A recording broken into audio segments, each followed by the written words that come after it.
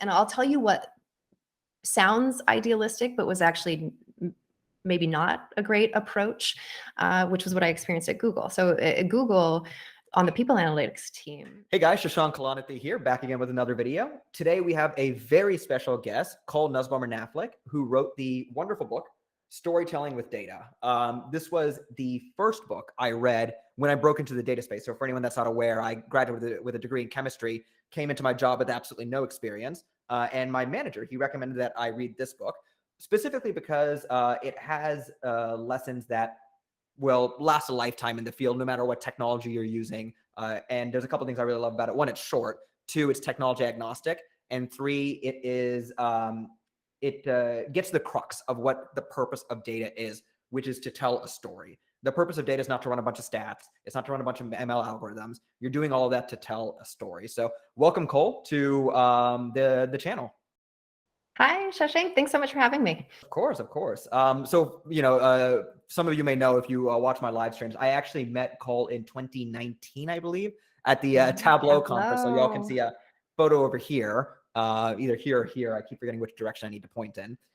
Doesn't that feel like forever ago? It feels like another world. Do you know if conferences are coming back this year? They are actually. I think Tableau just announced their next conference. Yeah, slowly Nice. but surely. Are you expecting to go there at all? I won't this time around. No, Okay. we've got busy schedules. So actually, okay, here's a completely random question I've always wanted to ask you. So, you know, if you guys can see the book over here, right? So you'll see the basic color scheme is blue, light blue and white. I associate those colors with Tableau as well.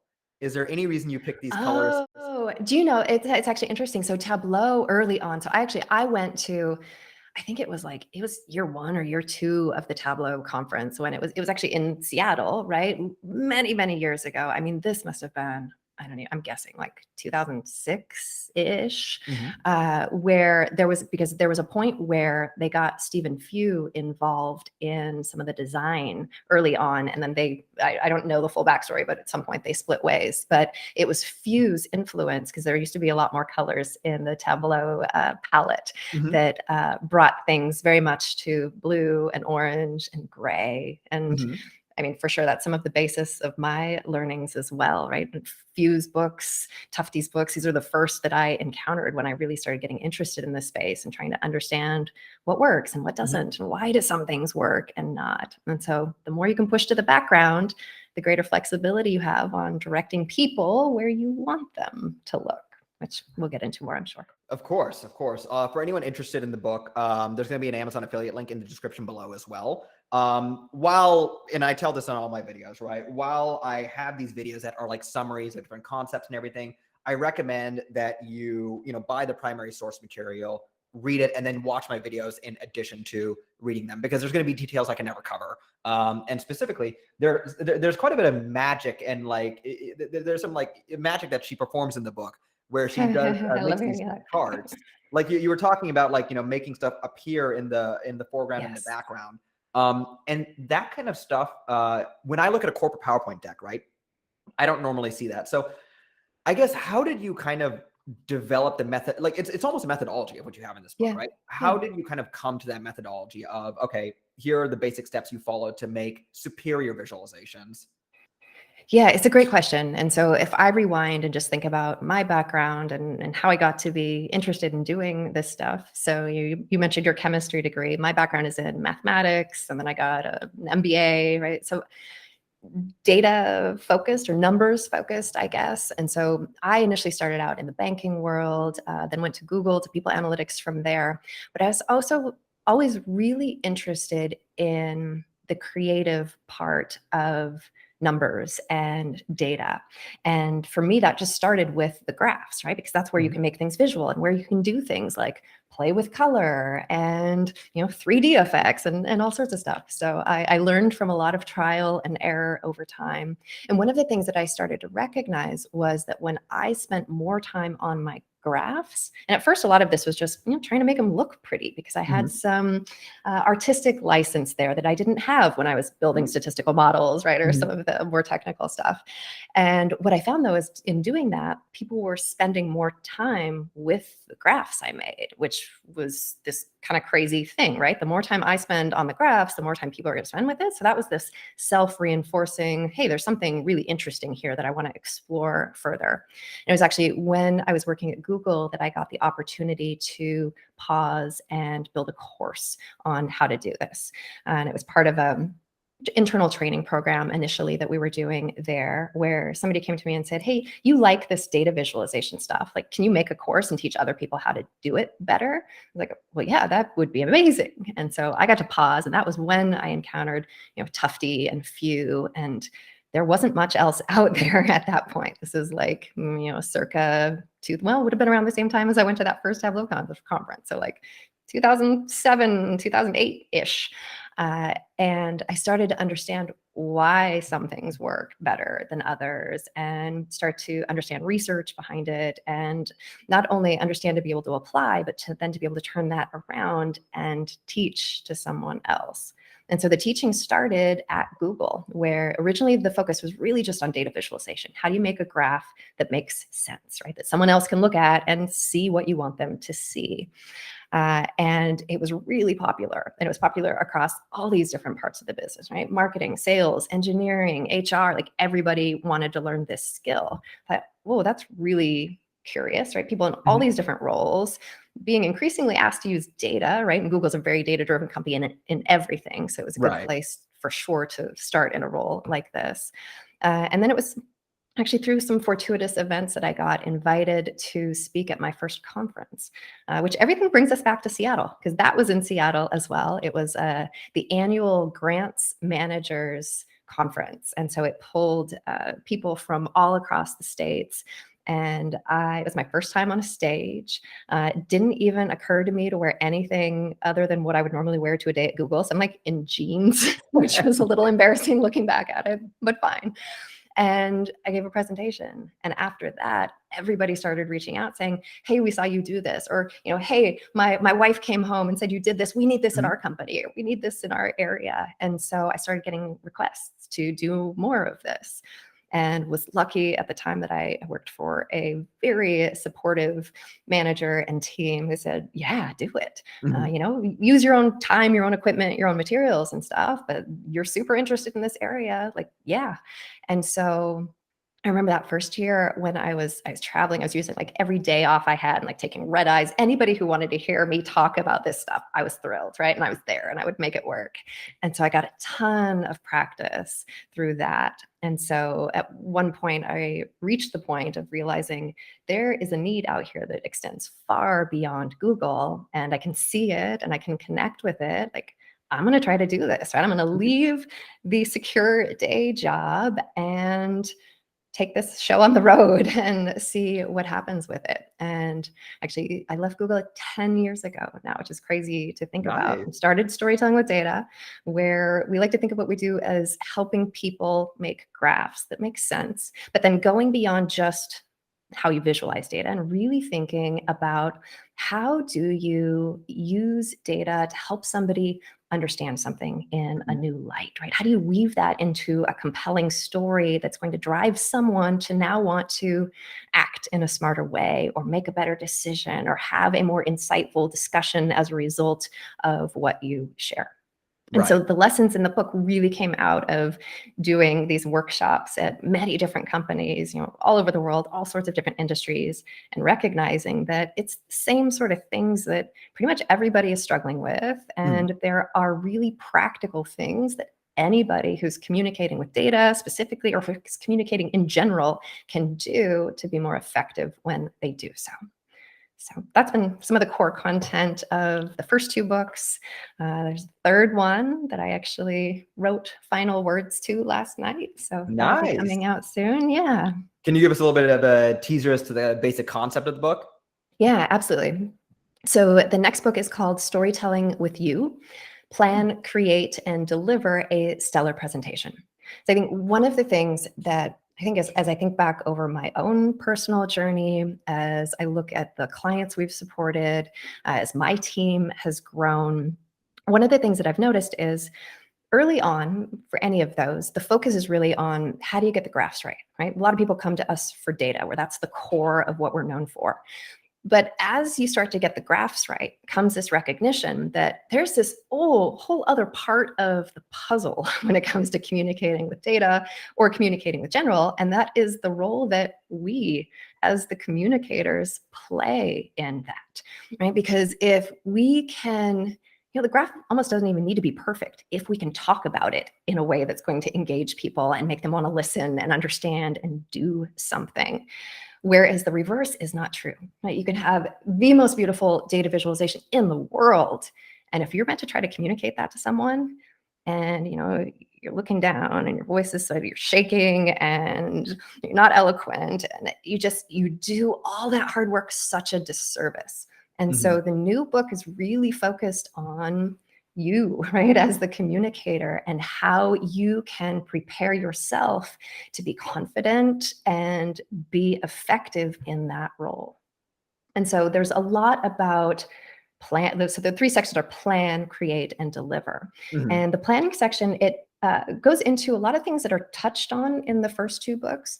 For example, the big idea or storyboarding, right? These were things that are kind of mentioned in passing in the first two books. There are entire chapters devoted to each of these concepts in the new book, where we explore the topics deeply so that the folks reading can really get an understanding of both what the concepts are, but then how do you practically put them into application with your own project? And why would you want to do that, right? What benefit do you get out of it?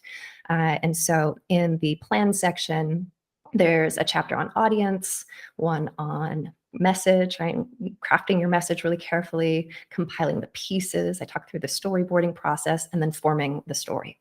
Then we move into the create section of the book, which is really about the materials that you put together to support what will eventually be your important meeting or presentation. So there's a general chapter on design and how to take the low-tech planning and put that into your tools. There's a section on building content that is words, another on content that is graphs, and then one focused on images. So at the end of that section, now you've put together your materials that are going to support you. Then the final section of the book is deliver. And that's all about how do you prepare yourself as the person who's going to be communicating this. So there's a chapter on practicing and how you can refine through practicing in various ways, which both helps you get really clear on your content and how to talk through it eloquently, but helps build confidence as well. There's also an entire chapter just devoted to how do you build your confidence, right? How can you play with your voice and your body when you're communicating in ways that are going to help make you more effective? There's a chapter solely focused on introducing yourself and how you might go about crafting your introduction and how you would weave that potentially into your overarching story. And then the final chapter is all about giving that stellar presentation. Now, those of you who are longtime viewers of the channel will know that I've been wanting to improve my production quality for a while, which is why I was so glad when this week's sponsor, Skillshare, reached out. Skillshare is an online learning platform with thousands of videos made by some of your favorite creators from MKBHD to Ali Abdaal that teach you all kinds of skills from how to do photography to making better YouTube videos to better videography to even just how to improve your mental health. There were two classes that I took that I personally like quite a bit. I took MKBHD's YouTube Success Script, Shoot, and Edit with MKBHD, which was a tremendous class on basically MKBHD's process for making interesting videos for his audience. So the one part that he talked about that was quite interesting was the introduction and how the introduction of your video is the most important thing and the thing that you need to spend the most time on in order to perfect and do better. So you'll see I'm going to be experimenting with a couple of different types of introductions over the coming weeks to see how I can get better retention rates on my audience or on my videos from my audiences. The second video was Fundamentals of DSLR Photography by Photo Essentials by Justin Bridges. I'm still in the middle of this one, so I can give you guys an update a little bit later. But as you guys may know, I'm now in Seattle, which is in Washington State, which is just a beautiful state. And I have this nice camera. It's a Sony a6100 that I bought for the YouTube channel, and it came with well, it didn't come with this lens, but I bought one of these telephoto lenses in order to kind of fix one of the deficiencies of my phone camera, which is that my phone camera can't really zoom in all that much, right? So you'll see it expands like this. So I want to learn how to use these lenses better to take better photos, which is exactly why I'm taking the Justin Bridges course. So far, I've been very happy with the service, and I'm going to be happy to use it for the next couple of months in order to actually try and pick up some hobbies on the side. Anyone that's a long-term viewer of this channel also knows that I need to pick up some hobbies outside of just YouTube and work and stuff like that. So I'm hoping that photography can be one of those things, and maybe I can find another one or two on Skillshare as well. So if you're interested, the first 1,000 people to use the link in the description below will get 1 month free, a 1 month free trial of Skillshare using the unique tracking link that I have in the description below. So thank you so much to Skillshare for sponsoring this video. Nice. Okay. So I kind of see it the way I see your work kind of in the realm of like, like the data space, right? So this channel's all about becoming an analyst and Yeah. getting into the field, right? Is I see the concept of storytelling with data as very much it's threaded through everything you do. Obviously, like you have your analysis and everything, but what I've found and what has tempted me, is it's very tempting for data professionals, especially highly technical ones, to be like, I want my analysis should speak for itself. Like I did all this analysis, I created this Jupyter notebook. Like, come on, just like look at it, like this is where everything is, right? And I kind of see the importance of what you're doing as how do you like get it across the finish line, right? Like if Exactly. your analysis is at 100%, but your presentation's like at 25%, right? Then I mean, you've immediately, what was the point of like those weeks and weeks of work? So Right. my question to you is, let's say I'm a highly technical person. I'm a data scientist. I have created this. I'm the one that created the recommender model for Netflix. Like let's say it was one Yes. person who did that. Yeah. Yeah. Obviously. So I think I'm a complete badass. How do you communicate to someone like me who may see my model as it'll speak for itself, which is obviously not inherently true. How do you communicate to someone like that the importance of the concept that you talk about? Yeah, I mean, it's trying to pull people out of their own paradigms and situations, right? To get them to see from the receiving side of that, because it may be true. I mean, hard reality, I think, is probably the way that I would try to communicate that, or one method to do so, which is you can do all this fantastic work, but to your point, if you can't bring it across the finish line, you run a really high risk of all of that work getting ignored or misinterpreted, or a host of other negative things that you don't want to have happen.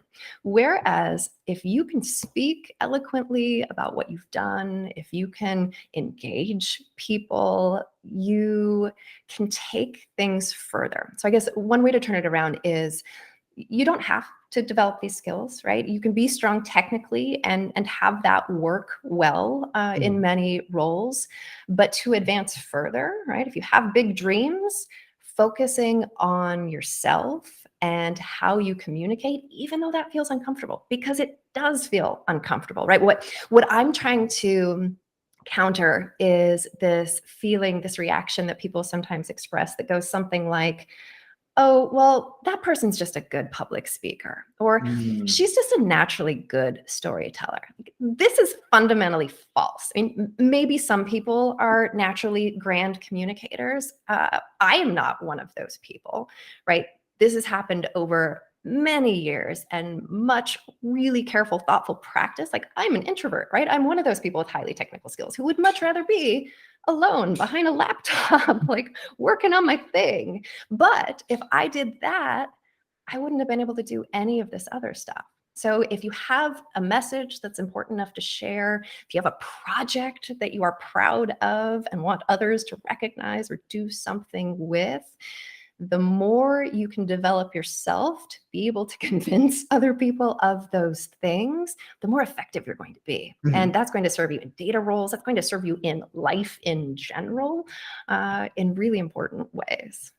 So leading by example, I guess, is some of the, right, coming back to your question on how do you approach this person, right? Leading by example, inspiring. I mean, everybody has seen and can think of when they've seen fantastic speakers speak. Or have been to a really great meeting. And everyone can certainly bring to mind counterexamples to that, right? The last presenter you saw who was awful and you had to like turn it off immediately or get distracted, or the last meeting you sat in and an hour went by and you have no idea what just happened. Working on how we communicate and getting better as communicators is how we minimize those negative experiences for ourselves and for everybody else. Makes sense. And I mean, the my experience, right? Some of the lessons in the book, even the big story specifically, is one that I love telling people about. I found are useful outside of just a presentation context, like a formal presentation context. Yes. The example I love to give is that, so back when we were all in the office, right, is I would actually have a big story for every product I was working on. So I'm working on maybe 2 or 3 projects at a time at my company. Yeah. And by having that big story available, what happened was whenever a director or an EVP or something would just like walk by my desk, or they were like in the kitchen or something, it gave me a really easy, like, 90-second to 3-minute overview of like what I was doing. And I don't know how many people are like a big How I Met Your Mother fans, but there's a great scene where, there's this guy, Barney, who works at a company, right? And he's giving advice to his friend Marshall. He says, you need to be a guy. Like, he's like, basically they're having this mass firing at his company, right? And then Barney's like, you don't get fired if you're a guy, as in the sense that like food guy or like data guy, or like basically you need to be known for something, right? So not guy like the gendered word, but guy as in like, a person. And so I found out that by doing that, by always having this like, story ready, an executive who has a billion other things to worry about is like, oh yeah, Shashank's the data guy. He like gets the stuff done. Yeah, he's always doing this stuff, and I wouldn't say it makes you like firing proof, but like you seem a lot more necessary to the company. Well, and then like when that executive needs something or has an interesting project, like if your name's top of mind, Yeah. they will come to you, right? So you do that. I mean, that's one fantastic way to just build a reputation in a company, in an organization, because as you start Right. becoming, that guy, then it means other people may come to you to brainstorm or to get ideas. And then that's how you start to be able to share some of what you're doing more broadly. And that's how it started for me, right? I was the tell stories with data gal. That doesn't have the same ring. Yeah. I mean, I'm from Texas. The gal definitely. Oh, there you go. Yeah. And you're a Seattle native, correct? I am. Yeah, I grew up on the Kitsap Peninsula, across the water from there. So nice. So for anyone fond that knows where memories that of is. the ferry. Yeah. Nice. I moved here like 3 months ago, so like I barely know anything about the Oh, you're city. new. Oh, you're going into the best part of town. Like all the cherry trees are probably blossoming right Yeah. now. And there's Oh. no better place on the planet than a sunny day in Seattle, because it happens so infrequently that everybody's outside loving life. Well, and it was Yeah, raining like actually does. crazy, and then like now it's like super sunny. I'll show everyone a picture. The picture I just took. You'll see it on the side over here. Benefits of a YouTube video, right? You can do all this stuff in post. Cool. So one thing is, so for anyone that's not aware, my understanding of storytelling with data as like a brand and like as a company, right? What you do is you guys host these workshops. So presumably you've gone to many different companies. You've seen probably a decent. I'm guessing you've seen anything. We've seen it all. Like mid-size to Fortune 50. I'm guessing, right? Yeah, I mean, even from tiny to massive. Yeah, for sure. So one question I have for you is that, have you noticed any general patterns that seem to exist in a, let's call it 3 different categories, mid-size, so company with 2 billion in revenue, something like that, maybe a couple hundred to a couple thousand employees, to Fortune 50? No, I see no appreciable difference in any way. Like if I'm imagining, whatever you're going to plot on a scatter plot, there is just going to be, there will be no discernible association between those things. No, because a lot of it has to do with the relative maturity of the analytical function, right? Which varies not only company by company, but also just even group by group within an organization. So we'll have examples of that where, we're going into a massive company and we might have multiple different clients from the same company who are at vastly different steps in that journey, right? Ranging from the, hey, we've just figured out what data we can collect and we're starting to look at it, right? We might have a lot of tables that we're using to do that currently. So with some people, we're helping them, right? Let's take your tables, let's visualize those. Let's see how much more insight you can both understand as you're analyzing it, but then especially as you can communicate now with others to, we've been using graphs for a really long time. We're actually designing them quite well. How do we take take them to that next level and really not only think about the graphs, but think about these other factors of how do we create a compelling story? Where does data come in? What role does it play? So it really runs the gamut. And yeah, I think it comes back mainly to where the specific team and function is on that analytical journey, because it's a process where everybody has to kind of start at the beginning and you go through these different stages. And so, I mean, that's one of the things that's really cool for us, is because so when we go and do workshops, which is one of our main focuses work-wise for organizations, we solicit examples ahead of time. Just any examples of the ways that people have been communicating with data. So, we'll get spreadsheets and PowerPoint decks and you name it. And that gives us such interesting insight into, where is that team along the journey we've talked about, but also, what are they struggling with, or what challenges are they facing, and how can we use their work to illustrate and apply some of the core lessons that we teach, because that really brings it home for folks, where not only can you do this in theory or with this canned perfect example, no, you can do it with your daily stuff, and these little things can have such massive impact. And so we get to see data from all sorts of different organizations, different industries, and it's a fantastic insight and into how a company communicates in general, how to communicate with data specifically. And we always worry a bit, and I think it's a healthy worry to have, but that, eventually everybody who needs to know this stuff will have heard it and will know it. But we certainly see from what comes in terms of examples that no, there's still a lot of teaching to do, which is good from the job security standpoint. But we do really want to push the needle forward and try to help make everybody better when it comes to this stuff, because communication will happen more effectively at scale when more people know how to direct somebody's eyes when they're looking at something, or how to talk eloquently through their graph and through their message and through their story. Okay. So here's something that kind of just like popped into my head, right? So I was watching a great video. So I'm a big geopolitical wonk, right? I love just like geopolitics and stuff like that. And there was this person that was basically talking about a series of countries, to just keep it apolitical. They were talking about some country, right? And they were talking about this country doesn't have the requisite high school population to escape something called the middle income trap. Long story short, it's basically when your labor becomes too expensive to be a cheap exporting country, but your population's not educated enough to become like Japan, high income but high tech exports and stuff like that, right? And they talked about something that was really interesting, where they were saying the importance of a high school education at the macro level is that people that graduate high school at a macro level have learned how to learn adult subjects. That's kind of the point in it, right? Interesting. Yep. And I remember back, obviously when I was in school, which was, we're at 10 years now. We're at 10 years next year, my bad. Yeah. And next year, it'll be my 10-year anniversary from high school. But I remember we would always I'm not going to tell you how long it's been since I was in high school. Yeah, I'm getting those realizations right now. But there was we would always be like, oh yeah, but I'm like never going to use calculus in my real life. And I can attest I have not used calculus in like my actual daily life ever. But those subjects teach you how to think, though. Exactly. So my question is, to me, these concepts, unlike say like Python or something, which is like a very like, I advocate for Python. Yeah. But Python's super specific, right? Not everyone needs not a code. Right. But everyone I know who works in corporate needs to present data in some way, shape, or form. Yes. So what would be have you ever like thought about like this kind of being part of the standard American curriculum? Absolutely. What level would you put it at? Undergrad, master's, high school?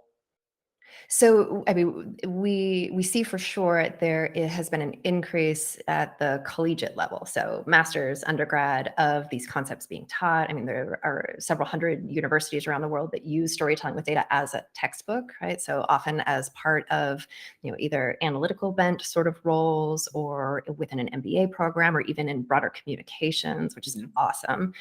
I agree, though. I think the sorts of concepts, and I have young children. My kids right now, they're 9, 7, and 6, and Okay. I love showing them things, and you can see through their eyes and through the descriptions what's intuitive. And I've always been fascinated with this idea. For sure, we can teach these things younger. And I think a lot of it does come down to creative problem solving and really being able to take an ambiguous scenario or situation and break it into component pieces, put it back together in a way that makes sense, be able to talk about that with somebody else. It's a lot of logic and diction, and kids learn language so young, which is like this really complicated thing, right? But they learn it through repetition and by being immersed in it. And I really think there are some interesting things that we could do with like super littles when it comes to kids. Of data can be such a visual language. And if we can learn verbal language really young, like think if we actually taught some of this stuff earlier on. I don't know, which is just me like mostly rambling, but yeah, there are some really interesting nuggets there. And we go back and forth, right? Of, should I write a children's book? And I've played around with that a bit. I think maybe it will happen at some point, or do you take the concepts and do you go, so we've got, okay, professionals and young professionals and university, and do you keep going downwards from there, right? How do you shift this stuff up to teach it at the high school level? Or do you shift it up to teach it at the high school level? And how do you go downwards from there? But really a lot of rambling. Short story is, yeah, I think there are absolutely ways that we could be teaching more of this much earlier than is pervasively done today. Well, and I love the RAM. Like at the end of the day, I had for anyone that doesn't know, I have a series of questions written on the right side of my monitor. But we're going on all these tangents, and that's kind of where you discover Yes. more interesting topics with anyone that you're asking questions about. So. Well, and have you ever thought about just the connection between what you just described and the exploratory part of the analytical process is very much the same, right? We're going into something, you may have an idea, you maybe have a structure, you might have your questions that you want to try to answer, but as you work with the data, you don't want to be bound by that, because really interesting things are going to happen when you meander off course. You just have to figure out when do you like rein it back in, right? When you're going down a path where more time is not going to yield any better results, and hone that. Well, and I think, you and I are even kind of examples of how meandering is kind of has yielded great results in certain ways. Like I was before this, I was kind of talking to Cole about how I created a Tableau course for my company, and then I released that on YouTube. And then one day I just randomly created this YouTube video, and it ended up getting 1.7 million views. And it was just I just woke up one day and decided to make it. And then, the way you've described storytelling with data, it was fairly random. It was like, it was the right scenario, the right situation, the right, like all these things coming together at the right time. That made it work. Right. When I think of, because a lot of originally when I was starting, right, there was a little bit of word of mouth, but my blog was really how people came to know me, right, before the book existed. And you think of because I started the blog in 2010 and start a blog today, and that's going to be hard to get the same sort of traction. So timing is such an important factor in all of it coming together as well. Right. We can call this Life Lessons with Cole for the title of the video. No, I love it. So one question I do have, and I'm kind of seeing this interview taking like a different direction, which I actually really like, of how do you kind of start your own like business on the side, right? So the question I would ask you is, you were working at Google, right? You work at Google, and to kind of illustrate the like why this is a big deal, right? I have a very close friend. They have a series of health problems, right? But they work at Microsoft, and Microsoft, like their health insurance takes care of everything. It's like they pay out the wazoo. Like it's really expensive to take care of this person. This is one of the many, and then you still get the high salary, you get the stock, you get the, you get all these benefits, right? So the reason I say all that, right, is to kind of hammer in the point of how big a deal it is to leave a company like this. What would you say it like kind of compelled you to create storytelling with data? You're leaving this tremendous career at Google for storytelling with data. Yeah, I mean, it's a hard decision, right? And there wasn't a single moment for me, but as I reflect back, it would have never happened if I were making a blind leap. Mhm. I tend to be a risk averse person. I've mentioned banking before, but in banking, I worked in credit risk management, where we're like predicting things to go wrong and how do you counter against that and protect against it before it happens. And so I'm not a risk seeker by any means. I enjoy the stability of things like a regular paycheck and health benefits and all the things that go along with, the big stable company that you talk about. And so in reflecting just back on my own path and when asked to give advice to others, I think if there's any way possible, if you have a passion project or you have something that you're thinking, I want to go out on my own with this, that's fantastic. Look for ways to do it in your day job first. Right? 'Cause if you can get flexibility to test things out, try them out, learn what works, learn what doesn't, that puts you in a much smarter position than when you start to think of like, okay, well, maybe these paths do bifurcate at some point. And then what does that look like? And what does it mean I'm giving up? What does it mean I'm gaining? Right? We talked about timing being important before. Timing for me with the decision to leave Google also coincided, and it wasn't coincidence, right, with the birth of my first child. And so that was the point where priorities were shifting massively, right? It wasn't just me working all hours anymore. I was like, no, there's like a full-on other human who is dependent on me, which put just work and life into a whole different prioritization, I think, than I had had up until that point. And so that causes some reflection, obviously. But for me, it was, hey, I have this thing and it's growing. And what if I don't go back to the stable day job? What if I test this out? And I put a timeline on it. Like, between now and the end of the year, can I be as busy as I want, but not busier than I want to be? Because I have this tiny human now to take care of as well.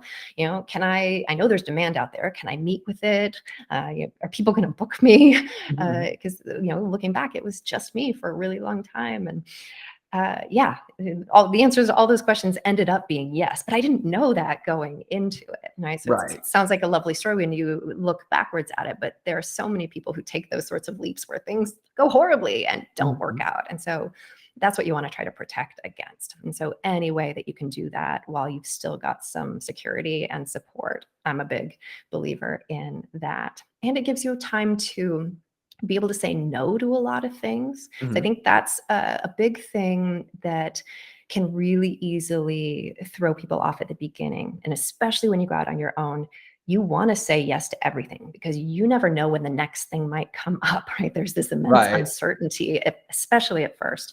But if you say yes to every request that comes your way, you're invariably going to end up doing things that are maybe outside of the core of what you want to be doing or should be doing. And so I didn't realize this at the time, but looking backwards, because of the time in my life with starting a family and starting the business, I had to say no to a ton of things. And I was super laser focused and I only did this one thing and I knew I could control it completely and I knew I could do my best work there. And then that has positive ramifications in terms of, if I'm only doing the work that's in the place where I shine the most, now word of mouth is super positive and that brings reinforcement back, right? Versus, maybe I wouldn't have taught workshops. Maybe I would have taken on random consulting projects and that would have taken me down a whole different path. And maybe that would have been excellent also. But I like the path that I'm on. I wouldn't have anticipated it, right? Because it went from me in my office by myself in San Francisco to we have a team of 9 now all over the world, which is crazy. And we do all sorts of stuff to support people. We've got the blog and the podcast and our online community and a growing YouTube channel and the workshops and the books and all of this that works together to help amplify our message. Again, that's just me rambling. I don't know where you want to go from here. No, that's excellent. I'm kind of seeing, so like different titles for the video are like popping in my head as we like go through it. Right now so originally it was going to be, I interview the author of storytelling of my favorite data book. Then it went to Life Lessons with Cole. I like the that. title is at How to Start a Business as a Data Professional. So it's just a piece though, right? Because that's not the only way to do things as a data professional for sure. There's a ton of impact to be had in organizations and helping them communicate and understand data better. Because you asked, it's interesting, you asked earlier about, is there a difference when it comes to different sized companies in terms of where they're at in their analytical journey? and there's not, as we talked about. I'm recognizing also as I talked that I just completely lost my train of thought. Where can I pivot to from here? We can always go to the next question if you'd like. Yeah, let's do that. I'll come So back one, to it. actually, wait, one question. This is like just a quick one. What was the book the first thing you made with Storytelling with Data, or was it very much like a lot of talks and then you went to the book? No, the very first thing was the blog. Okay. And that was predicated by the fact that that conference that I talked about, the annual Grants Managers Network conference, that was going to be in March. Mhm. And so I knew it was coming. I'd booked it in like November or whatever the prior year. And I knew that I wanted somewhere to be able to refer those people to. And so Okay. in December, leading up to that, I started the blog and I started posting on the blog. Right? The very first post was called 5 Simple Tips. Mhm. And then as I started working with organizations and started doing workshops, then I started getting examples that I could use, and genericize for confidentiality, but as fodder and makeovers. And the blog is really how my history is how it started, but then the blog and then the book came a few years later. Mhm. And that was after I had said a lot of the words and had worked out different framing and how to put stuff together, that it was a way to be able to share the lessons more broadly. And then everything else has grown out of that. Okay, sweet. Yeah, that's always just a curiosity I've had. Mhm. What are some of the biggest issues you've noticed in the analytics space when you go and you, for lack of a better term, when you consult these people, when you go to the Yeah. workshop, right? What would you say are some issues that consistently pop up that you think are getting in the way of how analytics are conducted in corporate America? That's a big question. It's interesting because I was thinking a different direction when you started that question than maybe when you ended it.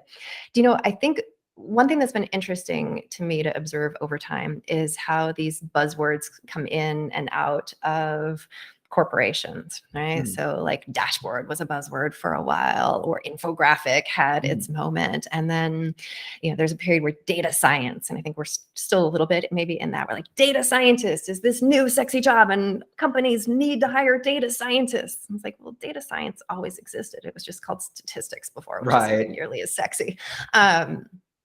But I think there's been such an over-indexing on the hard skills when it comes to data science Mhm. that the thing that I see that's holding organizations back is being able to communicate effectively.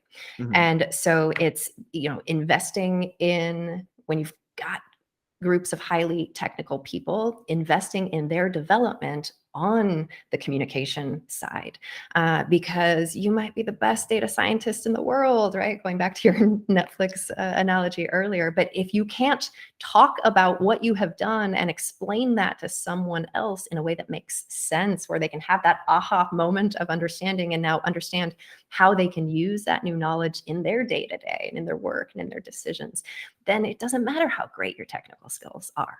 So I think the biggest thing holding companies back, or one of the biggest opportunities, is to either find people who are really good communicators or invest in bringing up the communication ability of the technical folks, or you find these people, right, who naturally have figured out how to do both pieces, which is a crazy awesome skill set.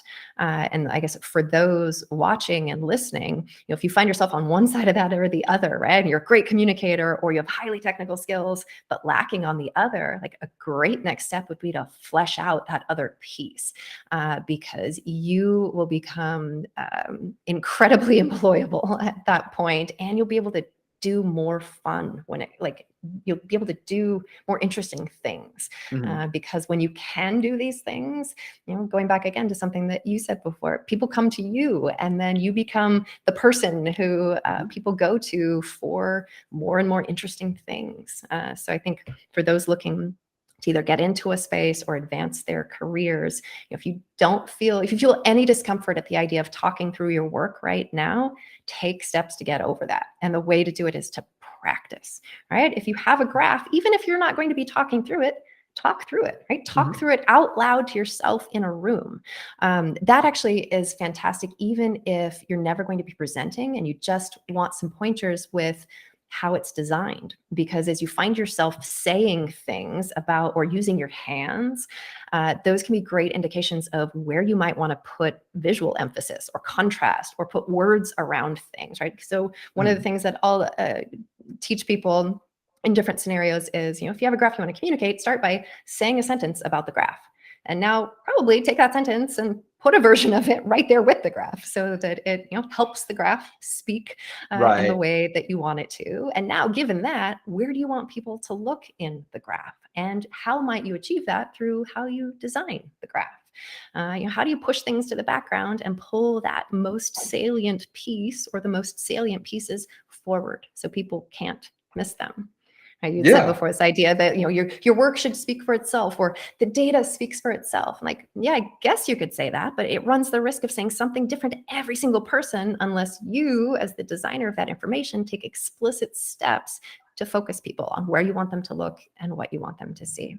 I actually partnered with did some really interesting research with the Visual Thinking Lab at Northwestern University, where we measured the impact of decluttering and focusing data communications, and found that when you take these steps, right, when you don't just show the graph that's output from your tool, but rather you take some time with it, you get rid of things that don't need to be there, you direct attention in what remains, you put a takeaway or a story around it, people are more likely to remember those things.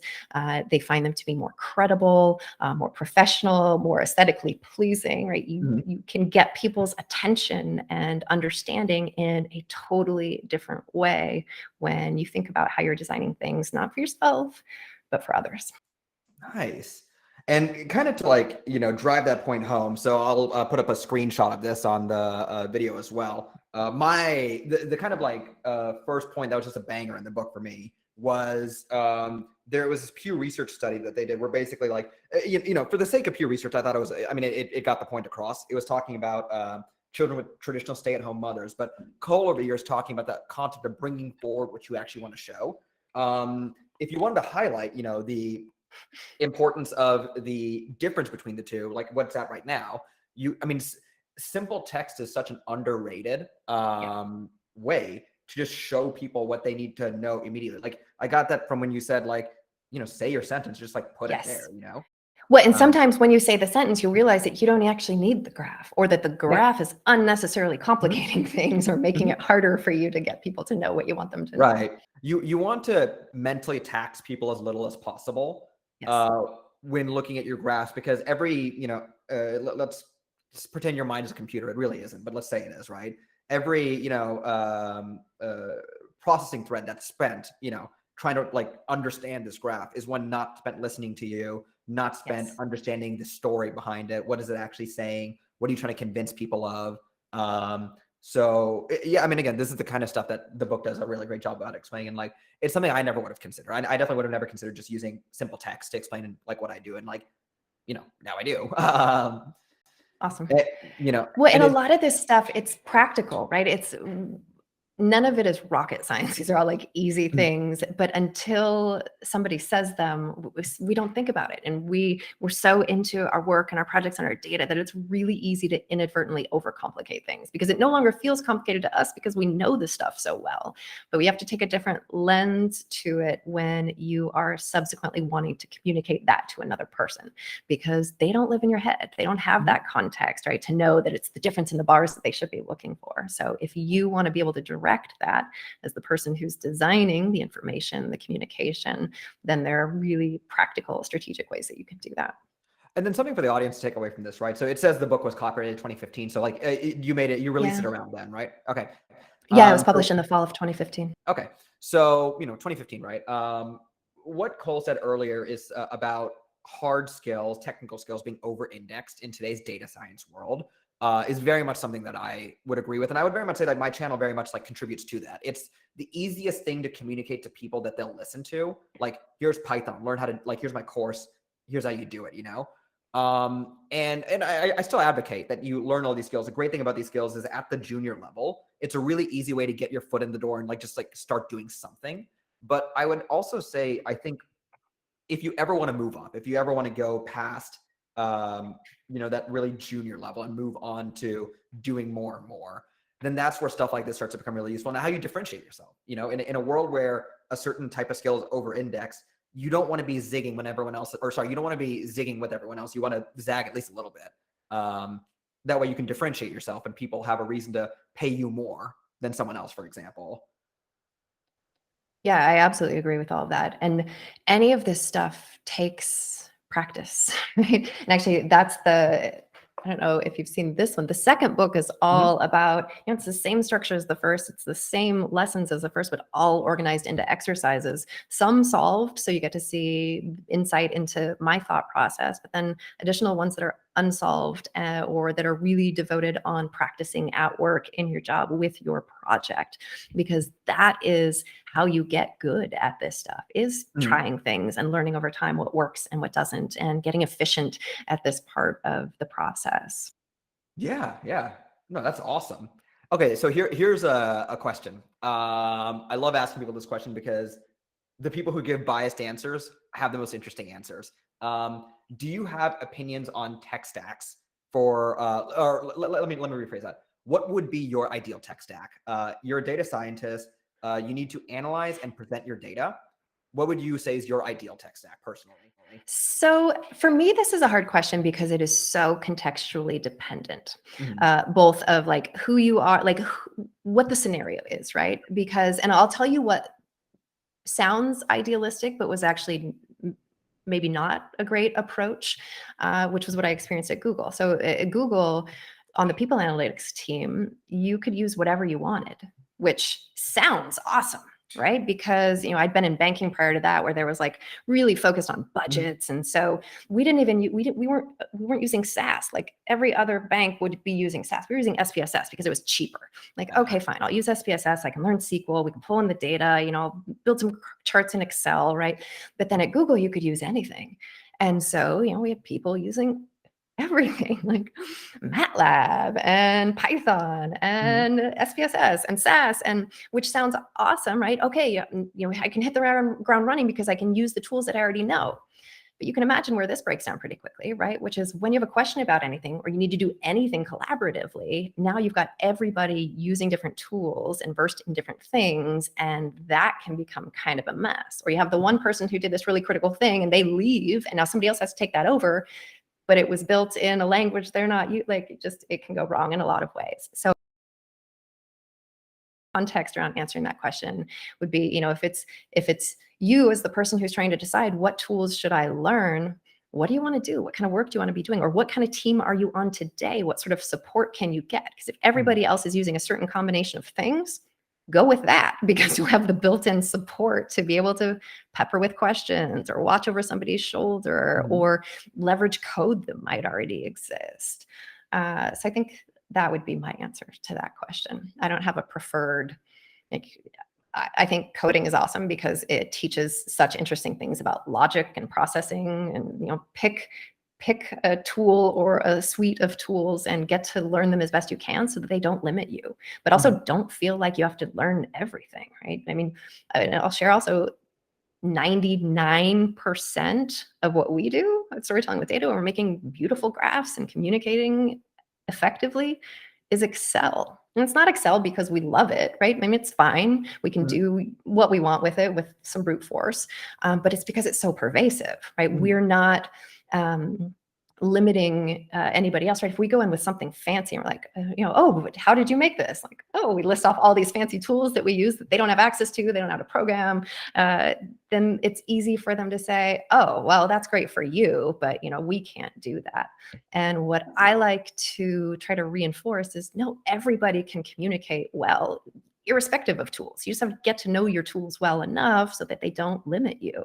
And you have to think beyond the tool of, what do I want this to look like, right? Sketch it out on a blank piece of paper, then figure out, okay, what tool do I have access to, or what set of experts or resources can I use to now try to make that picture that I've painted for myself a reality. All right, so I'm going to try something a little bit different over here. So if anyone's ever seen a YouTube viewership graph, right, towards the end, it just like crashes when like people are like, okay, the content of the video is over, right? But that's also where everyone puts in the information to like, where do you find this person next? So to me, it sounds like it would be a disservice to you to do that at the end. So we're not quite at the end yet, but There's Where more really fascinating stuff coming, so don't tune out right now. Is that exactly? Yes. There's more to this interview, so do not. I am not ending it right now. But I feel like this kind of stuff should kind of be somewhere sprinkled in the middle, right? So you get the people that are committed to listening, but you also don't have that huge drop off at the end. What are the resources that you have available? Obviously there's the book. Yes. What else do you have available for like the average person out there? Yeah, so there's the books. We do a podcast. We have an online community, which is a great place. There are tons of ways to practice. We run our monthly challenge there, and we have a whole exercise bank. Also exchange feedback. So if you're looking to practice and hone skills, that can be an excellent place. We also have a premium level of membership there that gives access to office hours and live events and our video library. We do also have a YouTube channel where we post instructional videos every Thursday. So check all of that out. The best place to go to find us is storytellingwithdata.com. And from there, you'll see links to all of the other resources. Sweet. So I'll link all that stuff over there, including the podcast and the YouTube channel. Make sure to subscribe to their YouTube channel. Some great content over there. Sweet. Thank you. So continuing onwards, what would be some advice you would give to three classes of people, right? An undergrad who is on their way to graduating, a graduate student, and someone who is experienced but transitioning into a more data heavy role?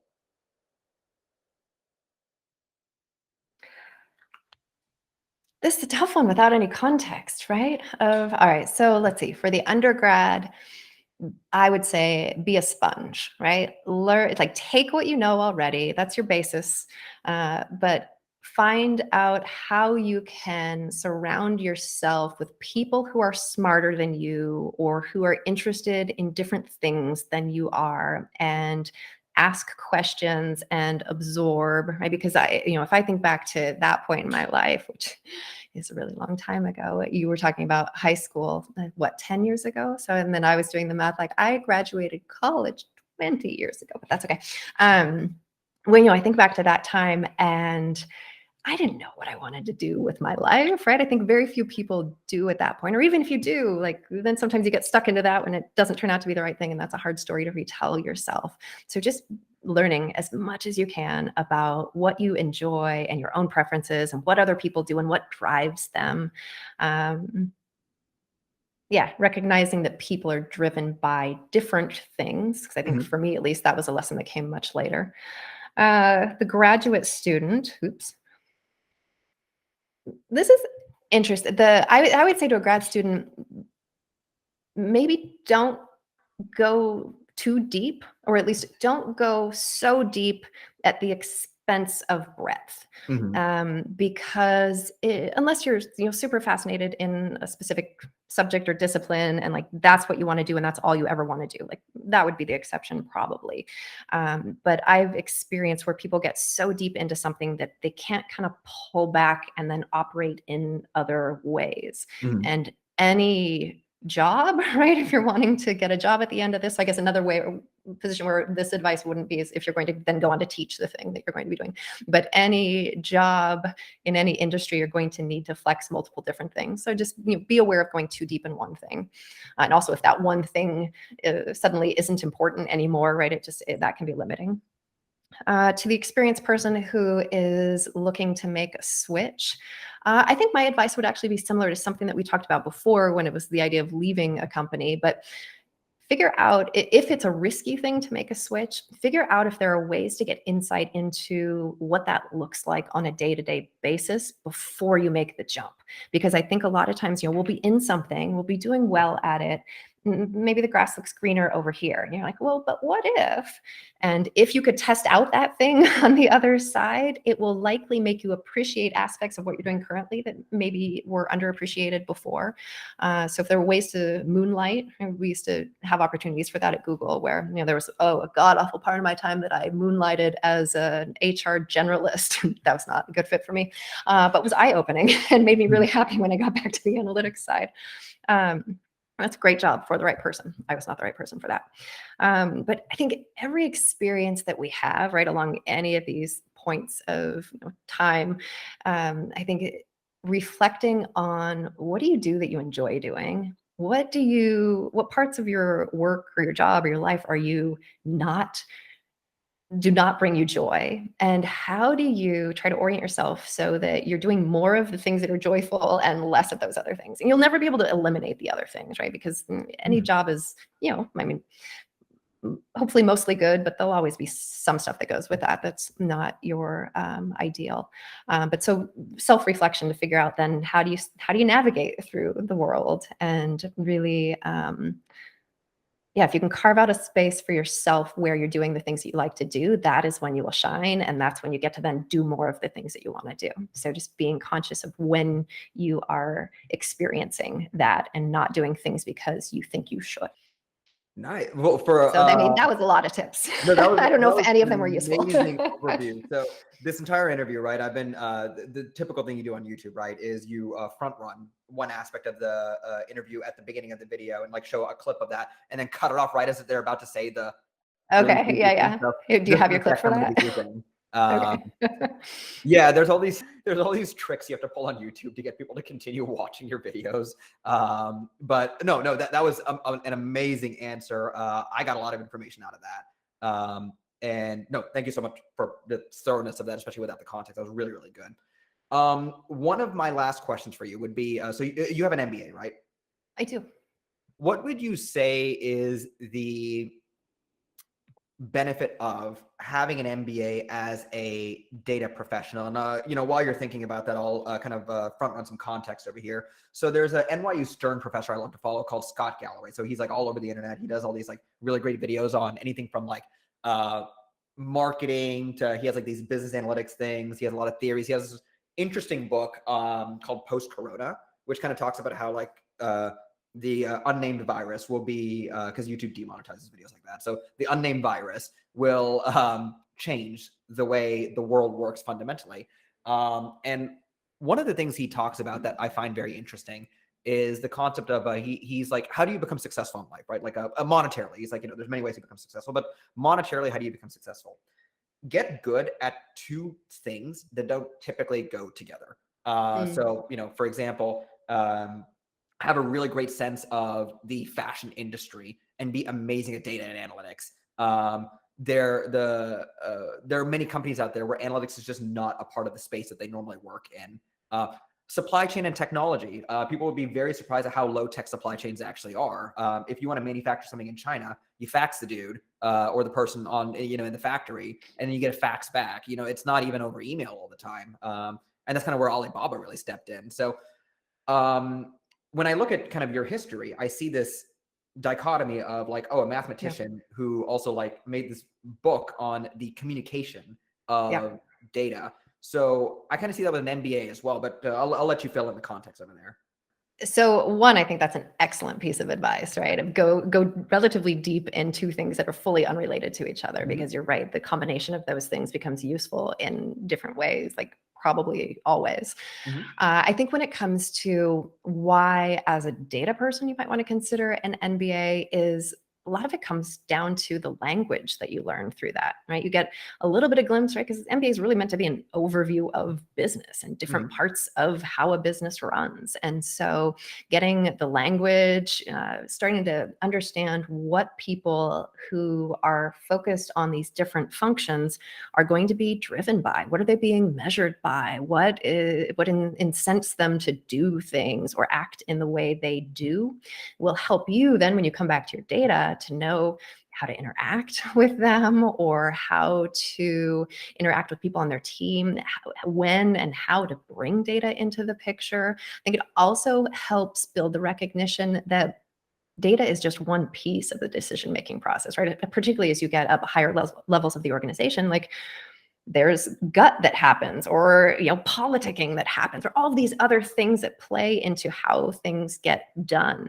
And so you don't want to go in as the analyst naively thinking that the data solves the problem, right? The data never solves the problem. The data might direct things in one way or another, but at the end of that, it's still people deciding things. And the more that you can get an understanding of what motivations are going to be and why, and start to project that, but then also understand how that plays into your work, when you're analyzing data, when you're communicating data, it's another thing that'll help make you more nuanced then in how you navigate some of that stuff. Nice. No, that's awesome. As a follow-up to that, not a specific age or anything, but is there kind of like a kind of like level of life experience that you'd say it makes sense for you to get an MBA right now? Because the general advice I've heard is you generally don't want to get one right after undergrad. You want to get some experience. Yeah, Um, that's fair. I do think going straight through from undergrad to MBA is maybe not the ideal Mhm. because you'll get the most out of it after you've felt some pain of the real world and after you've Mhm. seen some real things.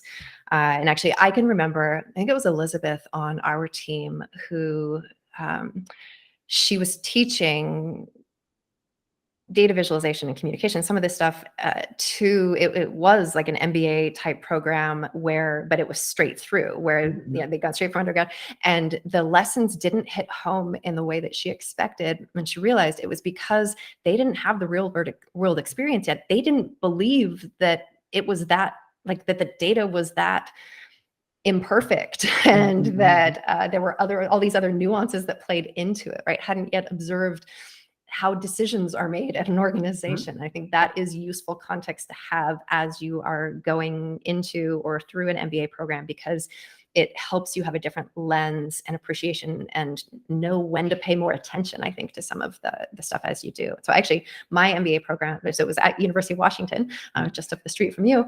I was working full time, right? I was in my banking job. It was an evening program. And so, Mhm. and that was awesome because I was in the same cohort with the same, 50 people for the entire 3 years.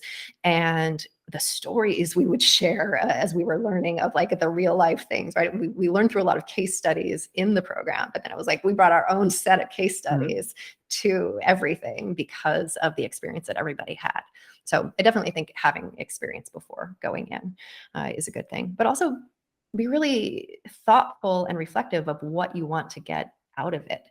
I would say don't get an MBA because you think it's the thing you have to do to get to the next step in your career. Mhm. Mhm. Do it because you've got a specific motivating reason because you'll get more out of it when you do. And I think that's great advice in general.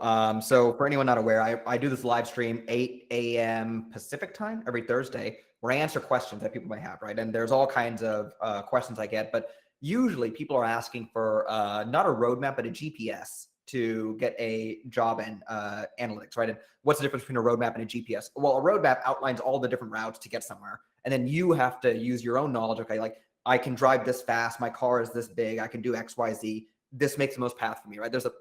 It eliminates, it helps you make a better decision.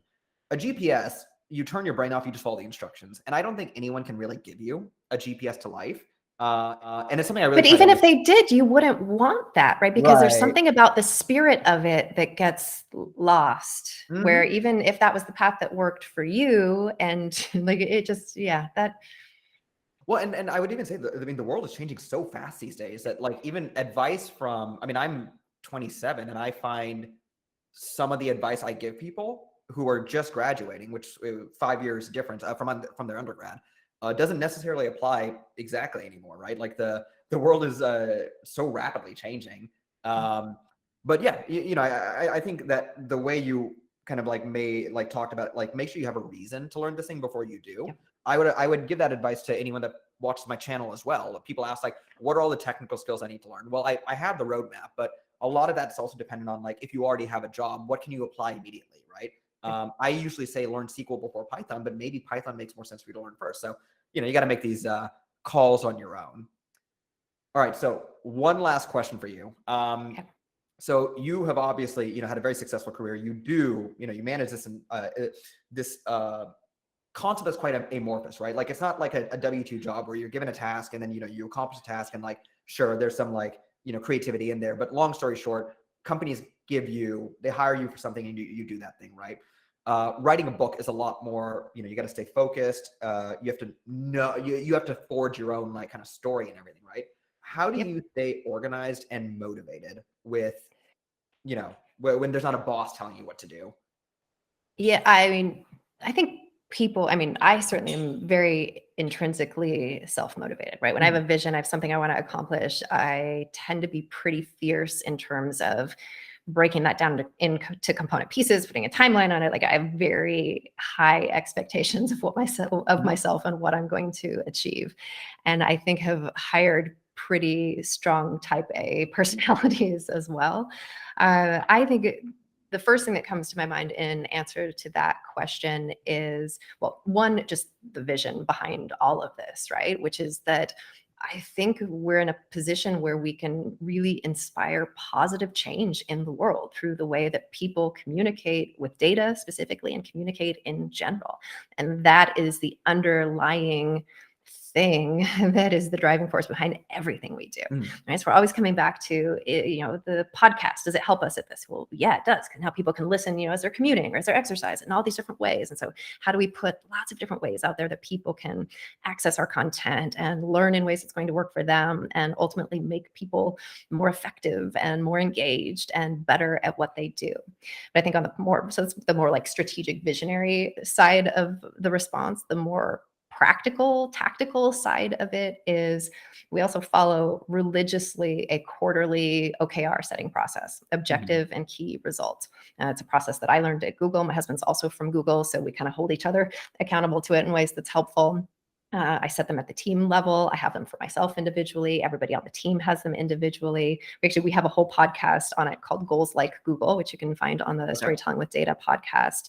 But it's the process both of going into the quarter of, and this is not your day-to-day work, right? These are the big, meaty, strategic things you want to accomplish of what's the objective? What are you trying to impact? And then what are the key results, the really specific measurable things that if you go through at the end of the quarter and you say, yeah, I did that, I did that, I did that, then you can say, yes, this was successful. And part of it is the goal setting process, but then the other part is the reflection that happens then at the end of each quarter, looking back, grading each key result, and using that as a point of assessment of, given that, how did things go? Did we deprioritize things? And just the thought process and the conversation that drives, I truly believe that is a large reason that we've been as successful as we have over time, is because we're not just doing the day-to-day and getting sucked into that. We do that, but then we've always got these other bigger things that we're working towards, which keeps us engaged, it keeps us excited, hopefully keeps others engaged, and we get to continue to grow and impact and execute our vision in all these different ways. So. Awesome. Well, this has been a lot of fun for me. For anyone interested, again, there's links to all of Cole's content in the description below. Maybe I'll turn this into a podcast. We'll see. But you could do, yeah. Yeah, I'm thinking about collecting a couple of these interviews and then releasing a podcast. But obviously, the YouTube video will be out on a regular schedule since I have an established YouTube channel. Speaking of YouTube, be sure to check out their channel. The book, again, it is easily my most recommended book on data and getting started, even if you're not like a data professional, is useful for just about anyone. Do you have any final notes you want to leave off with, or are we, Yes, the answer to that question is always yes. So I think for folks listening, if you're thinking, particularly if you're thinking of making some of these changes that we've talked about, but just in your normal work, considering some of the things that we've talked about today on the communication and how important that piece of the puzzle is when it comes to everything you want to do, right? So the more comfortable you can get talking about yourself, talking about your work, speaking eloquently and effectively with people, these are skills that are going to serve you in so many ways in your job, in your life. So look for opportunities to talk and look for opportunities to talk to other people, because I feel like, to some extent we lost that ability or took a step backwards over the past couple of years of the the unnamed virus. So look for opportunities to connect with people and practice talking and practice communicating, because nobody's an expert, right? We can always learn from every experience and keep getting more nuanced with how we communicate in general and how we communicate with data specifically. Perfect. That was an amazing ending. Thank you guys so much for your time, and I hope you guys have a great day.